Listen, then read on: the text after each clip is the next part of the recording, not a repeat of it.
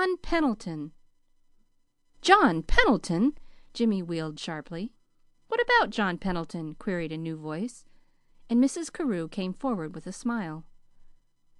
Jimmy, around whose ears, for the second time within 5 minutes, the world had crashed into fragments, barely collected himself enough for a low word of greeting. But Jamie, unabashed, turned with a triumphant air of assurance. "Nothing.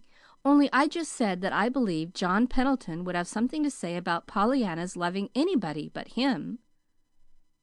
"Pollyanna! John Pendleton?" Mrs. Carew sat down suddenly in the chair nearest her.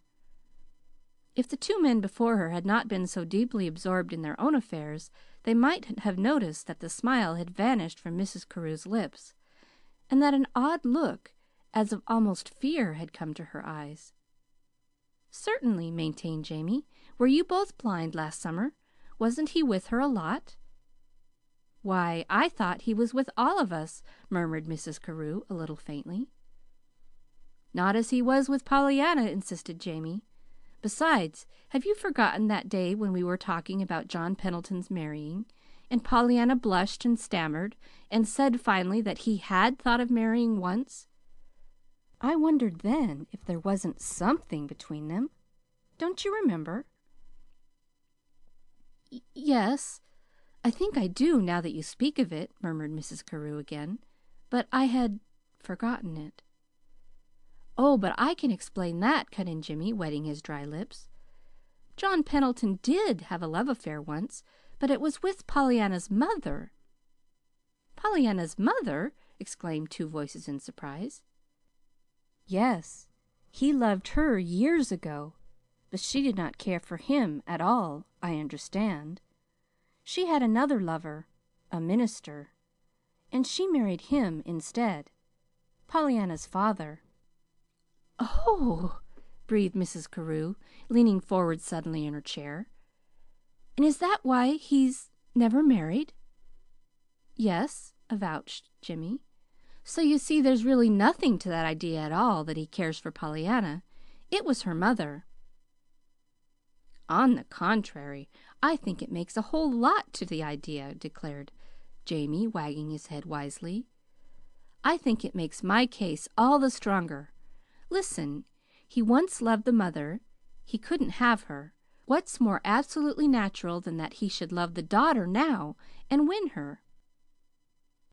"Oh, Jamie, you incorrigible spinner of tales!" reproached Mrs. Carew, with a nervous laugh. "This is no tenpenny novel. It's real life. She's too young for him.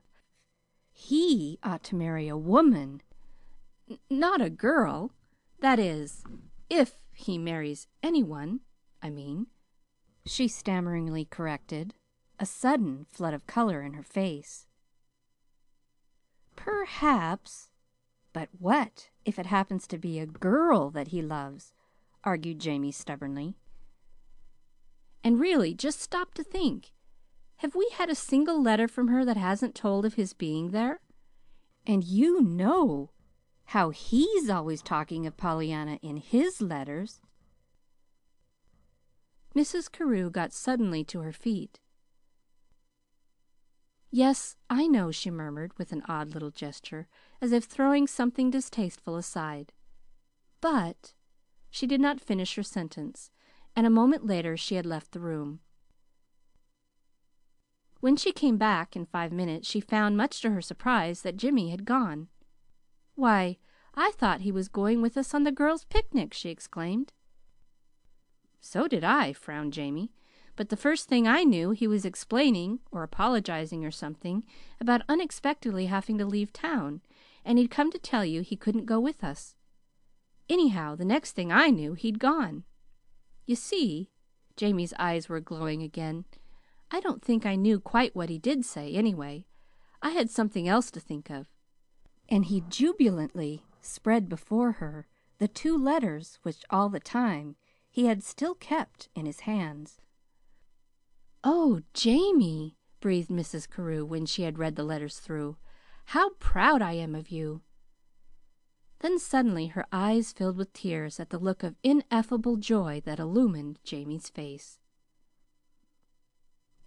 Chapter 29